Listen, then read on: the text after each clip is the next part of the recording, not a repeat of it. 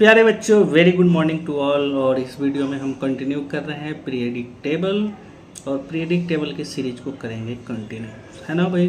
तो बिना time waste किए हुए शुरू करते हैं पीरियडिक टेबल। तो भाई सिंपल सी बात है कि पीरियडिक टेबल क्या होता है ना।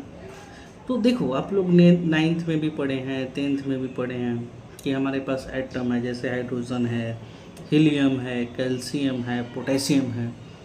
तो इस नेचर में जितने भी एलिमेंट हैं, जितने भी एटम हैं, उनको एक सिस्टमेटिक ढंग से साइंटिस्टों ने अरेंज करके एक टेबल बना दिया, ताकि उन एटम को, उन एलिमेंट को हम प्रॉपरली इजी वे में स्टडी कर सकते हैं।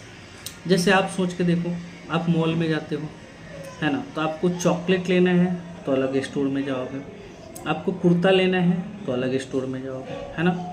तो आपको जिस चीज़ की रिक्वायरमेंट है ना, आपको शॉपिंग जिस चीज़ की करनी है, मोबाइल आईफोन लेना है तो कहीं और जाओगे। उसी तरह साइंटिस्टों ने, है ना, ये एक सिस्टमेटिक ढंग से, क्योंकि 1800 की बात करें, 1800 ईस्वी में सिर्फ 31 एलिमेंट थे, है ना, 31। तो भाई हो सकता था कि इंडिविजुअली उसे स्टडी भी किया जा सकता है, लेकिन 1865 में 63 एलिमेंट हुए। तो बताओ यार, नंबर ऑफ एलिमेंट बढ़ते गया तो कितने एलिमेंट को इंडिविजुअली स्टडी करोगे। इंडिविजुअली स्टडी करना साइंटिस्टों के लिए डिफ़िकल्ट हो गया, इसलिए उन्होंने एक सिस्टमेटिक टेबल बनाया, सिस्टमेटिक अरेंजमेंट बनाया। जब आज की बात करें, हम जो आज वीडियो रिकॉर्ड कर रहे हैं, अभी तक 118 एलिमेंट है। क्या हर एक एलिमेंट को हम इंडिविजुअली स्टडी कर सकते हैं? कर सकते हैं, बट टाइम ज़्यादा लगेगा, डिफ़िकल्टी बहुत ज़्यादा होगी। इसीलिए साइंटिस्टों ने क्या किया, एक मतलब क्लासिफिकेशन कर दिया, उनके प्रॉपर्टी के बेसिस पे एक टेबल बना दिया। उसी टेबल को क्या बोलते हैं? Periodic table. जैसे देखो, periodic table is systematic tabular way of writing discover element, है ना। पीरियडिक टेबल क्या है, आपको स्क्रीन पर दिख रहा होगा। पीरियडिक टेबल एक सिस्टमेटिक टेबुलर वे है, जिससे जितने भी डिस्कवर एलिमेंट हैं उनको हम क्या कर सकते हैं, लिख सकते हैं, सजा सकते हैं। ये हमारा है। तो क्या पीरियडिक टेबल एक दिन में ही बन गया क्या? सबसे पहला क्वेश्चन, क्या पीरियडिक टेबल एक दिन में ही बन गया क्या? नहीं भाई, पीरियडिक टेबल एक दिन में नहीं बना है। इसमें काफ़ी साइंटिस्टों ने मेहनत की है। जो सबसे मतलब हिस्टोरिकल डेवलपमेंट की बात करें तो न्यूलैंड सर ने अपना काम किया, प्राउड सर ने काम किया, लेवोजियर सर ने काम किया, कई साइंटिस्ट मिलके आज के डेट में जो हम पढ़ रहे हैं उनको, उन टेबल को बनाया है। तो सबसे पहले सिस्टम फाड़ने का काम किए थे जिनका नाम था प्राउड। उन्होंने सोचा कि भाई साहब पीरियडिक टेबल तो बनाएंगे, सिस्टम में फाड़ देंगे, लेकिन क्या पता क्या है, कैसा है, क्या उन्होंने हैंग किया या सिस्टम फाड़े, इसके बारे में अपन पढ़ें। तो प्राउस्ट ने बोला कि atomic mass of every element is integral multiple of hydrogen, है ना, integral multiple of atomic mass of hydrogen. कहने का मतलब कि एटॉमिक मास जो होता है किसी भी एलिमेंट का, है ना, वो इंटीग्रल मल्टीपल है हाइड्रोजन के एटॉमिक मास से। दूसरी भाषा में मैं समझाऊँ तो ये क्या बोले कि जितने भी एलिमेंट हैं वो हाइड्रोजन से ही बने हैं, और उनके मास हाइड्रोजन के मल्टीपल में होगा। मतलब इसको मैं मैथमेटिकली लिखूं तो लिखूंगा एटॉमिक वेट ऑफ, है ना, atomic weight of element, atomic weight of element equal to n into atomic mass of hydrogen, atomic mass of hydrogen. ठीक है भाई, मीन्स n हमारा क्या है भाई, n क्या है, number of hydrogen, n number of hydrogen atom. ठीक है भाई, नंबर एच एटम। और वैल्यू क्या होगा n का, वैल्यू ऑफ n होगा 1 2 3 4 5 6 7, है ना, डैश डैश डैश, मतलब वो इंटीग्रल वैल्यू होगा। उन्होंने ही बोला, ये हमारे प्राउस्ट साइंटिस्ट सर हैं, प्राउस्ट हैं, इन्होंने ही बोला था कि जो एटॉमिक मास होता है वो क्या होगा, integral multiple of atomic mass of hydrogen. हर एक एलिमेंट हाइड्रोजन से मिलके बने होते हैं। ये बात गलत है, आज के डेट में बिल्कुल ही गलत है भाई, सिस्टम ही फट गया। हाइड्रोजन का एटॉमिक वेट कितना होता है 1, हाइड्रोजन का एटॉमिक वेट कितना होता है 1, ठीक है भाई। क्या हर एक एलिमेंट का आज के डेट में एटॉमिक मास 1 2 3 4 के मल्टीपल में है? क्या इंटीजर नहीं है? बिल्कुल गलत बात है। क्लोरीन का एटॉमिक मास कितना है 35.5, स्ट्रोंशियम का कितना है 87.6। तो भाई साहब बिल्कुल गलत हो गया, आज के डेट में बिल्कुल ही गलत है।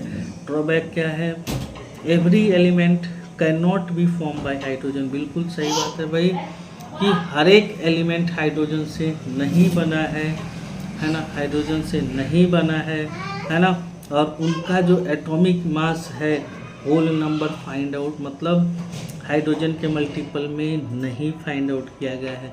हर एक एलिमेंट का एटॉमिक मास हाइड्रोजन के मल्टीपल में फाइंड आउट नहीं किया गया है। जैसे मैं एग्जांपल ले लूँ, क्लोरीन है, क्लोरीन का एटॉमिक मास 35.5 है। स्ट्रोंशियम का एटॉमिक मास 87.6 है ना। आप ग्राम में बोलो तो ग्राम लिख लो, है ना। जो भी चीज़ एमयू में बोलो तो एमयू के यूनिट दे देंगे। बट सिंपल सी बात है भाई कि गलत हो गया। उन्होंने बोला कि हर एक एटम हाइड्रोजन से मिलके बने हुए हैं, बिल्कुल गलत बात है। उनकी हाइड्रोजन के मल्टीपल में हो ही नहीं सकता, लेकिन चलो जो भी है ना, ये गलती की है तो अगला कोई तो आया। और अगला जो साइंटिस्ट थे जिनका नाम था लेवोजियर, अगली बार इन्होंने सिस्टम फाड़ने की काम किया है। लेवोजियर साहब ने सिस्टम फाड़ने की काम किया है ना। लेवोजियर साहब ने क्या बोला, अच्छा उन्होंने बड़ा अच्छी बात बोली कि भाई इसमें लिखो लेवोजियर क्लासिफिकेशन। सिंपली लेवोजियर ने बोला कि भाई पीरियडिक टेबल में दो ही एलिमेंट है, दो तरह के एलिमेंट है ना, दो ही एलिमेंट नहीं, दो तरह के एलिमेंट है, एक मेटल और दूसरा नॉन मेटल। बिल्कुल सही बात है, उन्होंने उस समय के हिसाब से तो सही बोला, लेकिन आज के डेट में भी गलत है। भाई पीरियडिक टेबल में मेटल भी हैं, नॉन मेटल भी हैं, मेटल वाइट्स भी हैं। तो भाई साहब ये भी सिस्टम हैंग हो गया, बिल्कुल ये गलत है। लेकिन अपने को पढ़ना तो है ना, हिस्टोरिकल डेवलपमेंट पढ़ना है ना, तो वीडियो को लास्ट तक देखते रहना है ना। आपको लगता है कि वीडियो स्लो है तो आप 2x के स्पीड से देखिए। तो बोले उन्होंने कि मेटल, उन्होंने बोला कि भी पीरियडिक टेबल को दो पार्ट में बांटा गया, एक तो मेटल, दूसरा नॉन मेटल। और metal which have tendency to losing electron, metal वो होता है जो इलेक्ट्रॉन को लूज करता है। हम बचपन में पढ़े हैं, जैसे सोडियम है, सोडियम ने एक इलेक्ट्रॉन को क्या किया, लूज किया, है ना। पोटेशियम है, पोटेशियम ने एक इलेक्ट्रॉन को क्या किया भाई, लूज किया, है ना। मैग्नीशियम, मैग्नीशियम ने दो इलेक्ट्रॉन को लूज किया। तो भाई साहब ये जितनी चीज़ें हैं मैं लिख दे रहा हूँ, मेटल इलेक्ट्रॉन को क्या करते हैं, लूज करते हैं। Similarly non metal which have tendency of gaining electron, ठीक है भाई। नॉन मेटल क्या है, जो इलेक्ट्रॉन को क्या करता है, गेन करता है। नॉन मेटल क्या है, जो इलेक्ट्रॉन को गेन करता है वो नॉन मेटल है, लूज करता है वो मेटल है। जैसे एग्जांपल ले लूँ भाई, नॉन मेटल कोई भी, है ना। देखो लेवोजियर साइंटिस्ट जैसे इनकी शक्ल थी, है ना, आप लोग देख सकते हो, बड़े प्यारे लग रहे हैं, है ना। तो नॉन मेटल्स जैसे मैं बोलूँ फ्लोरीन, फ्लोरीन ने एक इलेक्ट्रॉन को गेन करके क्या किया, F-। क्लोरीन एक नॉन मेटल है जो इलेक्ट्रॉन को गेन करके किस में कन्वर्ट होगा, Cl-। मीन्स जो क्लोरीन है नॉन मेटल है, इलेक्ट्रॉन को गेन करेगा, मेटल है जो लूज करेगा, है ना। बट इनकी ड्रॉबैक मैं अभी कुछ देर पहले बोला था, है ना, कि 100% सही है। There are few element which है both property metal as well as non metal are called metalloids. और Lavoisier could not decide where metalloid is placed. भाई सिंपल सी बात है, कुछ हमारे पास ऐसे एलिमेंट मिले जिनकी प्रॉपर्टी मेटल की भी तरह थी, नॉन मेटल की तरह थी उनको मेटलवाइड्स उन्होंने बोला, और लेवोजियर ने इसको क्या किया, क्लासीफाई नहीं किया। या फिर पीरियडिक टेबल में हम इनको कहाँ रखेंगे, वो तो नाम ही नहीं बताया कि मेटलवाइड चीज़ कोई होती भी है। तो भाई साहब लेवोजियर साहब हो गए गलत, और ये हो गया सिस्टम हैंग। लेकिन कोई बात नहीं है ना, इंसान गलतियों से सीखता है, और हर गलती हम क्या करते हैं, सीखेंगे तब जब हम ट्राई करेंगे, है ना। कोशिश किए हैं, कोशिश करने वालों की हार कभी भी नहीं होती। तो चलो अब हम बातें करेंगे, एक सबसे इम्पोर्टेंट साइंटिस्ट थे जिनका नाम था डोबेनियर्स। क्या था, डोबेनियर। देखो कितना प्यारा क्यूट से लग रहे हैं, है ना भाई साहब। उस ज़माने में दाढ़ी वाड़ी इनके नहीं थे क्या, देखो देखो, है ना, बहुत प्यारे लग रहे हैं ना ये, बिल्कुल। ये ट्राइड साहब हैं, डोबेनियर ट्राइड्स। तुम सोचो उस ज़माने में कितने अच्छे अच्छे लोग थे भाई, इस ज़माने में तो सैयारा बन के घूम रहे हैं, है ना। चलो कोई बात नहीं। तो हम बात कर रहे हैं डोबेनियर ट्राइड्स, है ना भाई साहब। डोबेनियर साहब ने क्या किया कि एक ग्रुप के, आगे आपको पता चल जाएगा ग्रुप क्या है, पीरियड क्या है। एक ही ग्रुप के 3 एलिमेंट को लिया, उसको बोला ट्राइड, और उन्होंने बोला कि जो मिडिल एलिमेंट का एटॉमिक वेट होगा वो फर्स्ट एंड लास्ट के एवरेज होगा। मिडिल का जो एटॉमिक वेट होगा वो फर्स्ट एंड लास्ट के क्या होगा, एवरेज होगा। अभी मैं समझा रहा हूँ कैसे कैसे उन्होंने क्या बोला। देखो मैंने उनकी थ्योरियाँ बता दूँ कि ही met group of 3 elements having similar chemical property. In Dobenier triads, atomic weight of middle element is nearly equal to atomic weight of first, average atomic weight of first and third element. मतलब तुम सोचो कि मेरे पास lithium है, sodium है, potassium है, similar group के हैं। Lithium, sodium, potassium similar group के हैं। तो उन्होंने बोला कि सोडियम का जो वेट होगा वो जैसे फर्स्ट है, ये सेकंड है, ये थर्ड है, तो ये जो बीच वाला का एटॉमिक वेट होगा ना, फर्स्ट एंड थर्ड के क्या होगा, एटॉमिक वेट का एवरेज होगा। तो चलो मैं मान लेता हूँ इसको x। तो x इक्वल टू क्या होगा, weight of lithium plus weight of potassium by 2 होगा। अच्छा, वेट ऑफ लिथियम कितना होता है भाई, इसका एटॉमिक वेट होता है 7, इसका कितना होता है 39, ठीक है भाई। तो 7 प्लस 39 बाई 2 ये हो जाएगा 23, है ना। अब देखो तो बताऊँ 46/2 ये हो जाएगा 23, और एक्चुअल में एटॉमिक मास जो सोडियम का होता है वो 23 होता है। भाई पूरी जनता सिस्टम फाड़ दी इन्होंने, पूरी जनता खुश, है ना। पूरे साम्राज्य में लहर दौड़ी कि भाई साहब डोबेनियर का तो काम बड़ा सही, बिल्कुल सही थे। उन्होंने बिल्कुल अपना फैसला जो लिया था बिल्कुल सही फैसला लिया, है ना, उनमें कोई दिक्कत नहीं थी, है ना। लेकिन क्या हुआ, समय बदला, सैयारा रिलीज हो गई, मुनि बदनाम हो गई, है ना। तो समय बदलते जाता है और समय के साथ ये गलत हो गई। सही तो ये भी नहीं है, फिर बोलोगे सर पढ़ाई क्यों, बेटा सिलेबस में है और इनकी गलतियों से ही तो आपको सीखना है, बात समझ में है ना। तो बहुत सारे एलिमेंट्स को ट्राइड के थ्रू उन्होंने क्या किया, 3 एलिमेंट लेते थे, जैसे कैल्शियम लिया। अब तुम सोचो स्ट्रोंशियम को तूने x माना, तो कैल्शियम का वेट और बेरियम का वेट का क्या होगा, एवरेज। तो बेरियम का होता है 137 और कैल्शियम का होता है 40, तो x इक्वल टू होगा 137 प्लस 40/2, ये हो जाएगा 88.5, ठीक है। ऐसा कुछ हो जाएगा, एवरेज एटॉमिक वेट होगा।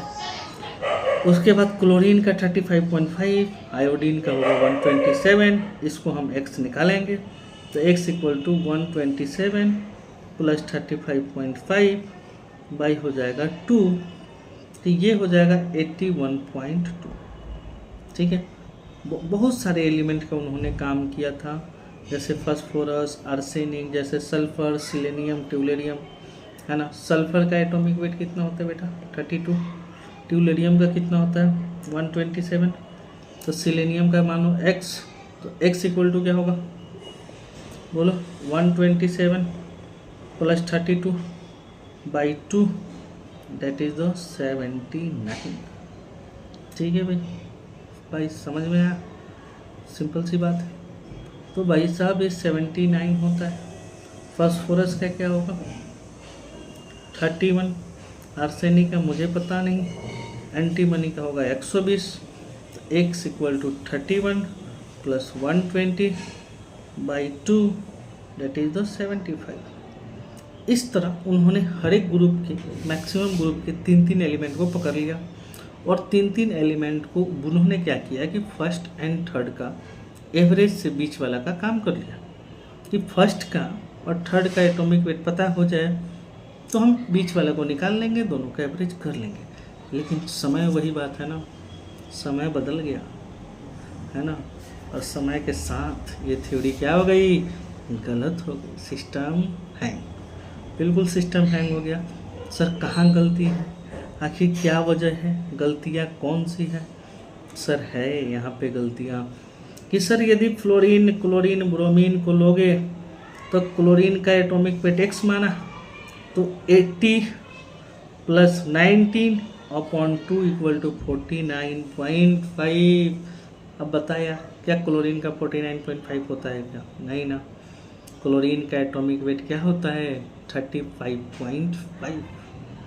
तो क्लोरीन का एक्चुअल एटॉमिक वेट 35.5 है ना। तो इनकी डिमेरिट क्या थी, all known element could not arrange as a triad and it is not applicable for DNF block element. भाई सिंपल सी बात है कि जितने उस समय एलिमेंट थे ट्राइड को सभी फॉलो नहीं करते थे, जितने एलिमेंट थे सभी लोगों ने ट्राइड को फॉलो नहीं किया है ना। और DNF ब्लॉक में तो ये लगा ही नहीं, DNF ब्लॉक में ये बिल्कुल लगा नहीं, इसलिए क्या हो गया, फ्लॉप हो गया। बट एक बात बताऊं तुम्हें ना, इन्हीं के क्वेश्चन से है ना, इन्हीं के क्वेश्चन से ना तुम्हें वो मिलेगा, क्या बोलते हैं, इन्हीं के आंसर से इन्हीं के क्वेश्चन मतलब एप्लीकेशन से तुम्हें कुछ क्वेश्चन मिलेगा है ना।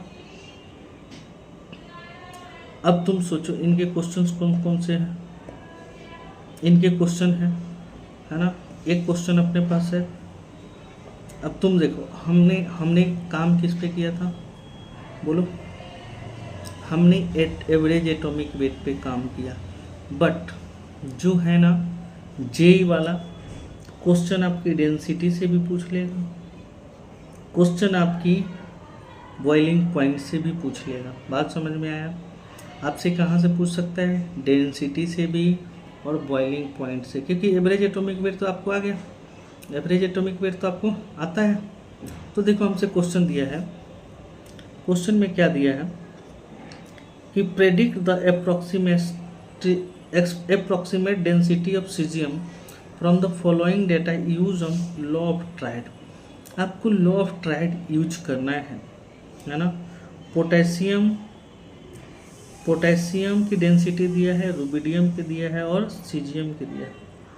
अब एक बात बताओ, आगे मैं बताऊंगा है ना, आप लोग स्टार्ट किए हो तो आपको पता नहीं चल रहा होगा। आपको मैं बताऊं, lithium, sodium, potassium, rubidium, caesium एक ग्रुप में है, अल्कली मेटल बोलते हैं। Lithium, sodium, potassium, rubidium, caesium एक ग्रुप में है। ठीक है, ये आगे आप लोगों को पता चल जाएगा जब पीरियोडिक टेबल की थोड़ी सी जानकारी आपको होगी तो। ठीक है भाई, अब हम ये बताओ, हमें इसके बारे में दिया है, हमें इसके बारे में दिया है और हमें इसका निकालना है ना। ये हमारा नोन है,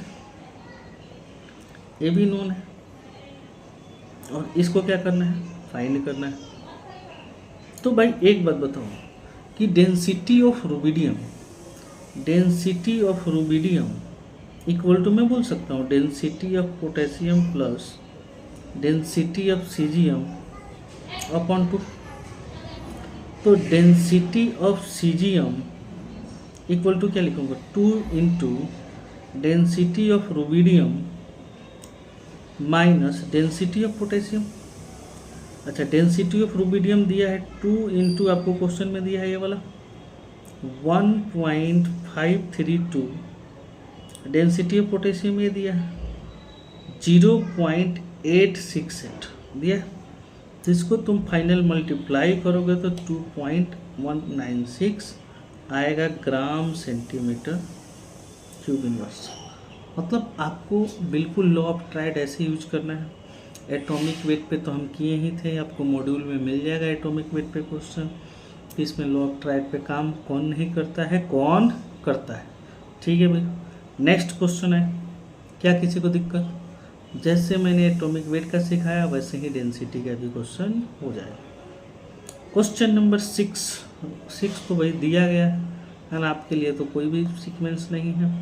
आपको क्वेश्चन दिया है कि boiling point of krypton and radon, है ना। अब आपको मैं एक चीज़ बताऊँ, है ना, क्रिप्टॉन, रेडॉन, जेनॉन, है ना, इनर्ट गैस होता है। Helium, neon, argon, krypton, xenon और रेडॉन, ये सिंपल से एक ही ग्रुप के होते हैं। इनको बोलते हैं नोबेल गैस, नोबेल गैस। ठीक है भाई। अब boiling point krypton and xenon का दिया है। किसका दिया? क्रिप्टॉन का दिया है 152 माइनस में, और आपको रेडॉन का दिया है -62 डिग्री सेल्सियस। ठीक है भाई। तो आपको जेनॉन का अप्रॉक्सीमेटली बॉइलिंग पॉइंट पूछा है, इसका फाइंड आउट करना है। तो ये ट्राइड के काम करेगा, क्योंकि ये हम डेंसिटी को देखो, एग्जैक्ट तो हम एटॉमिक वेट ही कैलकुलेट करते हैं, बट डेंसिटी और बॉइलिंग पॉइंट सेकेंडरी है। बात समझ में आया? 99% क्वेश्चन आपको एटॉमिक वेट पर मिलेगा। ये थोड़ा सा यूनिक क्वेश्चन है, इसलिए मैं आपको दिखा दिया कि भाई घबराना नहीं है ना। आप ये सीख जाओगे कि हीलियम, नियॉन, आर्गन, क्रिप्टॉन। मैं ट्रिक भी सिखाऊंगा, और पीरियडिक टेबल के लास्ट तक, मतलब 10-12 लेक्चर के बाद आप समझ जाओगे कि हाँ यार अपने को आता है। ये तो मजाक था, स्टार्टिंग फेज में था, कोई डरने की बात नहीं है। तो मैं क्या बोलूँगा, boiling point of xenon equal to boiling point of krypton plus boiling point of radon by 2। तो ये होगा -152 प्लस -62 बाई 2। ये करोगे calculate 107 degree Celsius. -107 degree Celsius होगा। माइनस माइनस आप लोगों को बिल्कुल आसान सा सिंपल सा मैथमेटिक्स है। मेरी कोशिश यही होगी कि 25 मिनट से ज़्यादा का लेक्चर ना हो, क्योंकि आज की जनरेशन में बच्चों हर 25 मिनट के बाद रील्स देखना, गेम खेलने की आदत है। आप लोग पढ़ चुके हो तो इसको 1.5x से देखना। इस वीडियो में इतना ही। आप लोगों को लगता है कि PDF की ज़रूरत है तो मुझे व्हाट्सएप कर देना, मैं आपको व्हाट्सएप पे PDF सेंड कर लूँगा। कोशिश मैं ये करूँगा कि वीडियो के डिस्क्रिप्शन में लिंक डाल दूँ, ताकि बच्चा डाउनलोड कर ले PDF, उसे लिखने की ज़रूरत ना पड़े और हमारा टाइम बच जाए। चलो इस वीडियो में इतना ही। Thank you.